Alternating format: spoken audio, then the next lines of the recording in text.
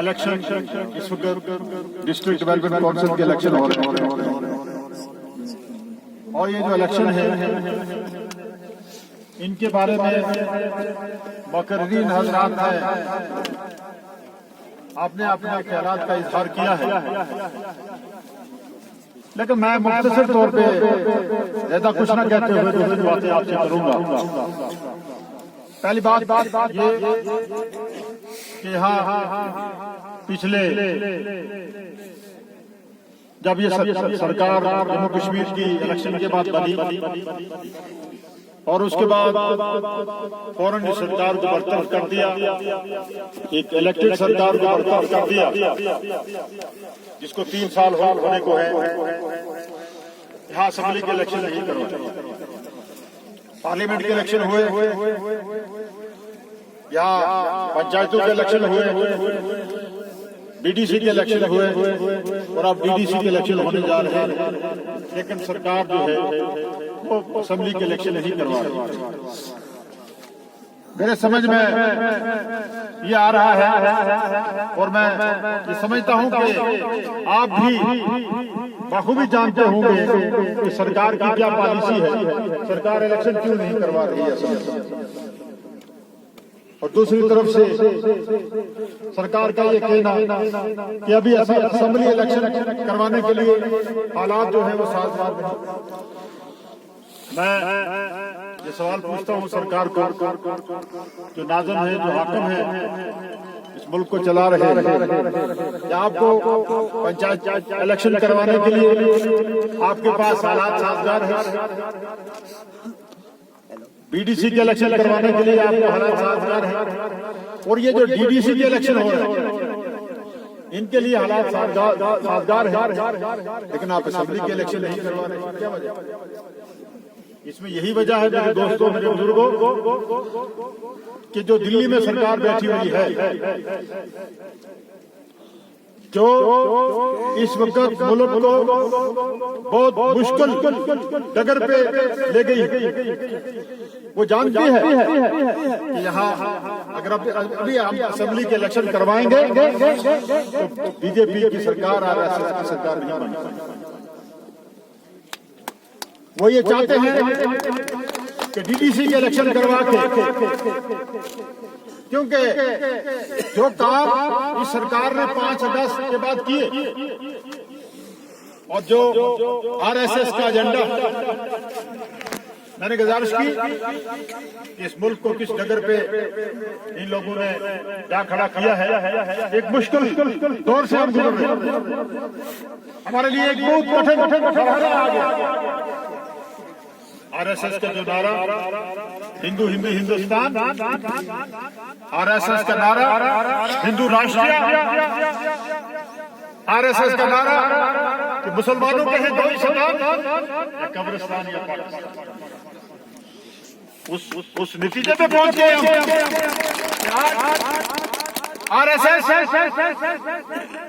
ने जो काले कानून 5 अगस्त के बाद इस देश में और स्टेट में नाफिज किए, इस वक्त मौजूदा इलेक्शन के जरिए बीजेपी और मोदी साहब की जो तंजीम है दिल्ली में, वो आपसे मैंडेट देना चाहती है, वो आपसे ये सबूत देना चाहती है बैनुल अक़वामी सतह पे जो प्रेशर है सरकार को, मुल्क की सतह पे जो प्रेशर है सरकार को, आपका मैंडेट लेके वो ये दिखाना चाहते हैं कि इलेक्शन हमने करवाए और लोगों ने हमारे मैंडेट को एक्सेप्ट किया और हमारे लोगों को जिता के आगे। मेरे बुजुर्गों, मेरे साथियों, मुझे लगता नहीं है कि मैं अपने इलेक्शन में आपके पास कभी वोट मांगने के लिए आया, मुझे नहीं लगता इलेक्शन के बाद कहीं आया है, लेकिन मैं आपके पास असेंबली के इलेक्शन अपने वोट मांगने के लिए मैं नहीं आया। ये बात सच है। यहाँ से मुझे 100% वोटिंग मेरे हक में होती रही, लेकिन आज का जो इलेक्शन है, मैं कहूँ कि ये असेंबली के इलेक्शन से बहुत ज्यादा अहमियत का इलेक्शन है।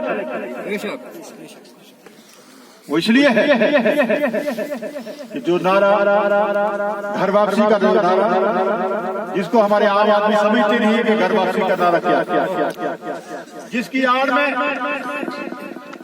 देश की पार्लियामेंट में शहरियत कानून नाफिज, एक कानून बनाया इस कोरोना से पहले पार्लियामेंट में एक कानून बिल पास हुआ जिसको सिटीजन अमेंडमेंट एक्ट कहते हैं, शहरियत तरमीमी बिल। अगर मैं आपसे पूछूं कि शहरियत क्या, मुझे नहीं लगता कि ज्यादा लोग जानते होंगे। शहरियत का मतलब है कि ये कसबलारी के जो हम लोग हैं, यहाँ के रहने वाले, यहाँ के वकील, वो यहाँ के शहरी हैं, उनको यहाँ की शहरियत हासिल है। मेरे बुजुर्गों, मेरे नौजवान दोस्तों, साथियों, शहरियत अमेंडमेंट एक्ट पास किया। सिख, हिंदू, ईसाई, सबको शहरियत का दर्जा दिया गया, लेकिन मुसलमानों को शहरियत का दर्जा नहीं दिया। अगर एक दिन भी पहले कोई इस देश में आ गया है, अगर वो मुसलमान नहीं है तो वो इस मुल्क की शहरियत दे सकता है। लेकिन मेरे साथियों, मेरे बुजुर्गों, कि मुसलमानों को शहरियत क्या उस जिम्मे में नहीं रखा। और जो मैंने पहले कहा कि आरएसएस का जो नारा 1922 में लगाया था, हिंदू हिंदुस्तान, हिंदू राष्ट्रीय, और फिर दूसरा नारा घर वापसी का नारा, उस नगर पे मुल्क पहुंच गया। घर वापसी का मतलब आप समझते हैं? घर वापसी का मतलब ये है कि आज से 1000 साल पहले यहाँ हिंदू थे, मुसलमान नहीं, क्योंकि मुसलमान बाहर से आए हैं तो लिहाजा उनको शहरियत नहीं देगी। अगर मुसलमानों को शहरियत चाहिए तो उनको घर वापसी करनी है। जैसे यहाँ के बीजेपी के प्रधान ने कहा कि यहाँ के तमाम लीडरों को, तमाम लोगों को जय श्री राम बोलना हो, कहा आज हम उस नगर पे पहुंच गए। शहरियत अमेंडमेंट की बात कर रहा हूं कि अगर आपके पास शहरियत नहीं है तो सबसे पहले जो हमें नुकसान होगा, जो हमारी बर्बादी होगी, वो ये होगी कि हमें अपनी जमीनों से बेदखल कर दिया गया, हमें अपने मकानों से बेदखल कर दिया गया। हमारे बच्चों के लिए तालीम का कोई जरिया नहीं है, हम अपने बच्चों को तालीम नहीं दे पाएंगे। हम अगर तालीम नहीं दे पाएंगे तो रिक्रूटमेंट में, नौकरियों में हमारा कोई हिस्सा नहीं होगा। हम पॉलिटिक्स में वोटिंग राइट हमारा खत्म हो जाएगा और हम अपना नुमाइंदा नहीं चुन पाएंगे, हम डेवलपमेंट के काम काज नहीं कर पाएंगे, हम कोई तजारत नहीं कर पाएंगे, फिर हम जाएंगे कहाँ?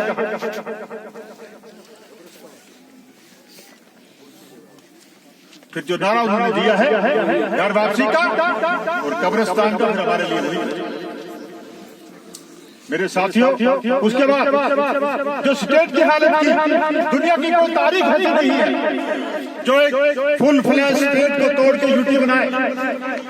मेरे साथियों, मेरे बुजुर्गों, मैं हमेशा ये कहता रहा, आप गवाह हैं, मैं पिछले 7-8 साल से ये सबको कहता था, अखबार पढ़ा करो, रेडियो सुना करो, खबरें सुना करो, मुश्किल हालात आने वाले, स्टेट को तोड़ने वाले, यूटी लाने वाले, वो नहीं हुआ ना। मैंने खबरदार किया था आपको, मैं खबरदार करता रहा, आज मैं आपको खबरदार कर रहा हूँ। मेरी बात गौर से सुने कि आज आपको जो नए बिल, जो नया कानून पास हुआ है, जिससे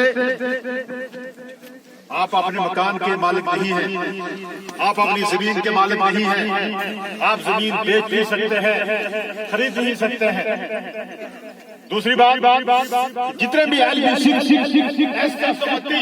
रोशनी एक्ट के तहत इंतकालात हुए थे वो सब खारिज कर दिया। जितने भी स्टेट लैंड है, सरकारी जगह है, वो सरकार अपनी तवील में ले रही है।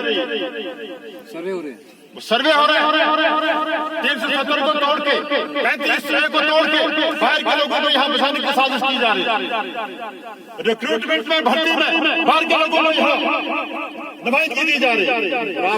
आपके पड़ोस में एक गाँव छूंगा, एक डाकिया बिहार से उसकी अपॉइंटमेंट हुई है। बिहार का एक नौजवान जो है वो पोस्ट ऑफिस में डाकिया।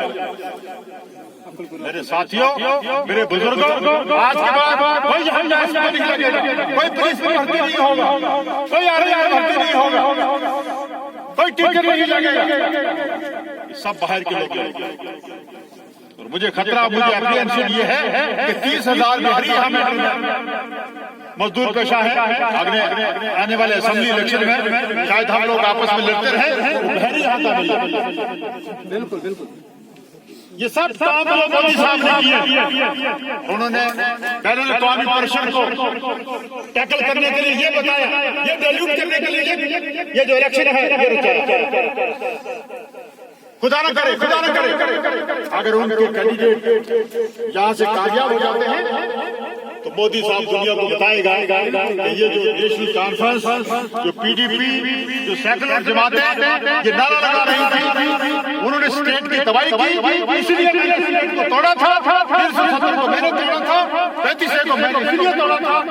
और ये जो काले कानून मैंने नाफिज किए, लोगों की प्रॉपर्टी, लोगों की जायदाद की, और जो शहीद एक्ट लाया, बाबरी मस्जिद को शहीद किया, मुसलमानों के मजहबी मामला, ट्रिपल तलाक का मसला उठाया, लोगों ने मुझे मैंडेट दिया है, लोगों ने मेरी बात को पसंद किया है और मेरे लोगों को कामयाब किया।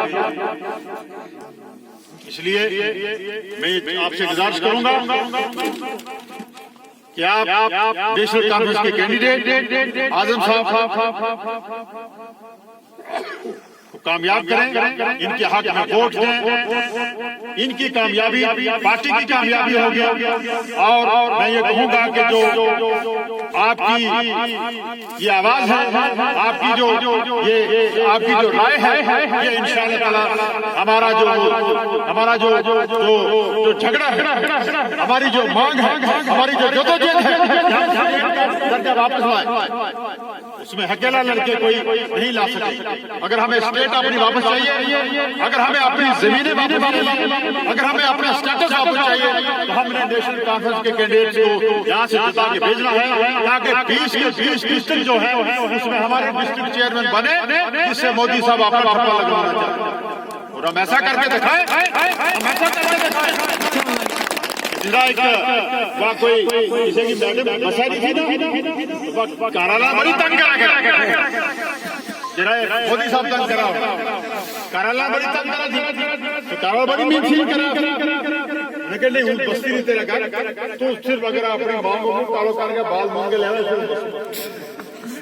तो वो बेचारा मुझे उसने दोस्त किसी ने तू ऐसा करा, इसकी ससुरी मीनताजी का जो उसे को ले कालो कर गया,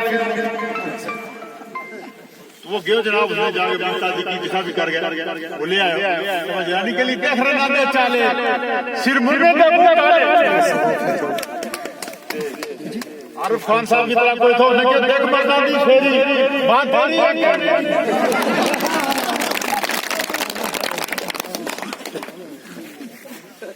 हमना इन गलों को होशियार होना चाहिए और हमें दसना चाहिए कि अपना डिस्ट्रिक्ट ये सब अपना कब्जा में ले गए हम, ताकि बेताकत जरा इस मुल्क में तोड़ना चाहे, जरा स्टेट में तोड़ गया, जिन्होंने हिंदू मुसलमान को की तकसीम कर दी थी, लड़ा दी था आपस में, जिन्होंने मुसलमानों की तबाही कर दी थी, और जरा ये चीजें कि हिंदू हिंदुस्तान बाकी इसको ही नहीं, उन्होंने हम दस दिया नहीं, जो सेकुलर जो औलिया अलिया को मुल्क, जो बख्तियार काकी को मुल्क, जो निजामुद्दीन औलिया को मुल्क, जो अबुल कलाम आजाद को मुल्क, जो रामचंद्र जी को मुल्क, जो गुरु नानक को मुल्क, जो नेहरू को मुल्क और गांधी को मुल्क जो है, जो हमेशा सेकुलर रहे हो। और ये ऐसी ताकत जो इस मुल्क को तोड़ना चाहे, जो मुल्क को बर्बाद करना चाहे और इस मुल्क में बसे हुए लोगों की तबाही बर्बादी करना चाहे, उन्होंने नाम से अपना वोट कैसे, अपना वोट आज माजरत एकदम फिर इस ठंड में और सर्दी में बैठा हुआ है। लोग कहेंगे जावेद राणा ने काम नहीं किया। वो थोड़ी जी उन्होंने लोगों ने कहो कि किसी ने क्यों थारी अब तक कहानी दिखती नहीं, लेकिन मैंने यह दसा कि थारा जेन जरा अंधा हो गया भाई। तब 5 मिनट में 15-20 मिनट में तब मेरे सारा फिरे। और शुक्र अल्लाह का आज पहली दफा इस रोड पर आए। मेरा एक साथी एमएलए मैंने कहा है कि भाई ये सड़कें वड़कें किसी लिए बनाते हो यार, तुमसे पहले तुम्हारे मुखालिफ लोग जाएंगे दूसरी पार्टी के, तुम्हारे खिलाफ तकरीर करेंगे और लोगों से तालियां बजा के वापस आ जाएंगे। वही हो रहा है आज हर जगह तकरीर करें कि एजुकेशन में कुछ नहीं हो, डेवलपमेंट कुछ नहीं हुई। उन्होंने तो सोशल एक सेक्टर लियो सड़क पे थारा सामने, लेकिन एजुकेशन को उस सेक्टर लियो तो थारा को हम काम करो कि क्या जावे कुछ काम किए नहीं किए।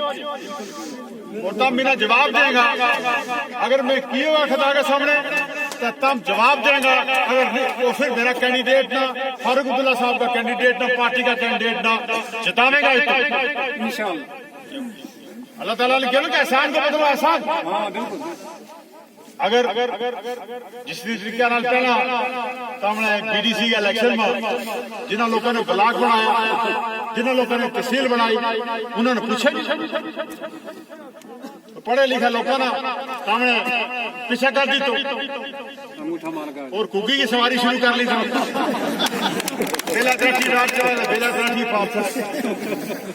इस वक्त मेरी गुजारिश हूँ तो पूछूं खुदा का नाम हाजिर हाजिर क्या आज ऐसा कोई गाँव नहीं ग्राह नहीं है मैं सर्टिफिकेट लेकर यूनिवर्सिटी को proposal Eklavya model residential school पहली तो ले गए BA तक बच्चा पढ़ेगा वो चल रही है मुफ्त फ्री में। स्कूलों जी तक मसलो पुराना स्कूल हाई करायो जावेद राणा, चंदला स्कूल किसने हाई करायो उच्चे बोलेंगे सारा जरा मनकोट जावेद राणा बड़ा किलो आवाज है चुप्पी कर किलो आवाज है ना किलो आवाज है मेरा लड़ना चल जाएगा। अगर मेरी कुकी ने तो मार गया चलती फिरती कुकी जी आवाज हमने सिल्वर कर ली कम से कम इतना कम कर सका। मनकोट टाई लास्ट पोस्ट बोलते मनकोट टाई सागरा गंडोई बिछेरी गाड़ी हाई सेकेंडरी शाद हाई स्कूल असमलाड़ी हाई स्कूल नीला हाई स्कूल टोपा हाई स्कूल हाई स्कूल चुरून हाई स्कूल हाई स्कूल गली कालापुर higher secondary school high school higher secondary school सलवा डाल हाई स्कूल साई पट्टी हाई स्कूल साई सर हाई स्कूल साई पूरी higher secondary school high school. National Conference doctor Farooq Abdullah साहब पिछला जावेद साहब आजम साहब ये मैं सिर्फ मैं इतना किया लंबी गिनती नहीं की अगर लंबी गिनती नहीं की पिछा एक इलेक्शन में मैं स्कूलों की लिस्ट पढ़ी बिना मसूद चौधरी साहब कहना ये स्कूल होया ही है ना मैं लंबी लिस्ट पढ़ गया। ये तमाम हाई स्कूल जो है 2002 के बाद जावेद राणा ने अपना दौर इक़्तिदार में किया और उससे पहला सिर्फ एक मनकोट को high school higher secondary school था और एक छतराल में हाई स्कूल। इस पूरा सेक्टर में ये 50-60 पंचायत में कोई हाई स्कूल नहीं, ये एजुकेशन सेक्टर बाकी सेक्टर को सारा चल रहा है। मेरी गुजारिश करना यह है कि तुम ये जो आजम साहब ने क्यों इस पास फारूक का अपना अजीज जीशान इलेक्शन लड़ रहे हैं नेशनल कॉन्फ्रेंस का मैंडेट पर और इस पास आजम साहब मैंडेट पर इलेक्शन लड़ रहे हैं हम कामयाब करेंगे इंशाअल्लाह। इन्होंने ये दो चाचा और भतीजा सारी खिदमत करेंगे और मेरा सारी उम्मीदों पर इंशाल्लाह पूरा उतरेगा और मेरे जी तक तावन है, मेरी जी तक सर्विसेज है, मेरी जी तक खिदमात है इंशाल्लाह सारा डाल देंगे इंशाल्लाह। बहुत बहुत ममनून हूँ, बहुत बहुत मशकूर हूँ सब को कि तुमने इस ठंड में हमारी गल सुनी। जो इलेक्शन के बाद उम्मीद का बारे में मेरा नौजवान साथी, मेरा बुजुर्ग इस इलेक्शन की अहमियत न समझे। लोग समझे कि ये शायद पंचायत का इलेक्शन। मेरे साथियों, मेरे बुजुर्गों, जो एक चाल है और इस चाल के जरिए RSS और मोदी साहब की जमात के लिए वह अटेंशन डाइवर्ट करना चाहे बैनुल अक़वामी सतह पर रियासत का टोर्डिनल ये काला कानून नाफिज करने की बात करो, प्रेशर पे हुआ उस प्रेशर ना डायल्यूट करना चाहे। तो लिहाजा तामने इस तरीके से डायल्यूट करना है कि शेख मर्दान दी शेरी। शुक्रिया, खुदा हाफ़िज़।